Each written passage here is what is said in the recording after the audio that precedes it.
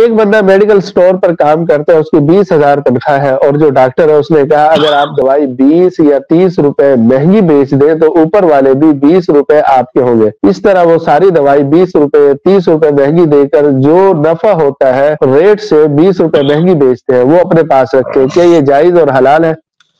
دیکھیں اگر تو یہ کسی 20-30، اب اگر کوئی 1000-1200 والی دوا ہے اور اس میں 20-30 اضافہ کر کے بیچتے ہیں تو یہ تو کوئی بہت زیادہ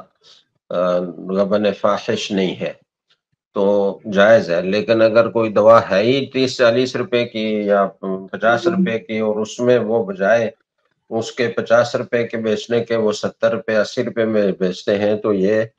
اچھا خاصا زیادہ نفع ہے اور عوام کے لیے نقصان دہ، اور ان کو تکلیف میں ڈالنا اور ان کو لا علم رکھ کر ان کو ایک طرح سے لوٹنے کی مترادف ہے، تو اس سے بچنا چاہیے۔ ڈاکٹر صاحب کو چاہیے کہ اس طرح کی دو نمبری کو فروغ دینے کی بجائے وہ اس کی تنخواہ میں اضافہ کرے۔ وہ 20-30 روپے مہنگی کر کے بیچے گا تو ایک تو عوام کے لیے وہ چیز حاصل کرنا مشکل ہوگا، ان کو دقت پیش آئے گی۔ آج کل ہمارے معاشرے میں غربت کتنی ہے، لوگ 2 وقت کے کھانے سے مجبور ہیں، تو ایسے وقت میں قیمتیں بڑھا کر لوگوں کو چیزیں دینے کی بجائے ڈاکٹروں کو اور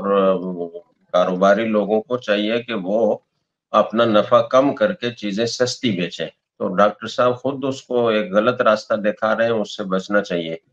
اور ڈاکٹر صاحب کو اس کی تنخواہ میں اضافہ کرنا چاہیے۔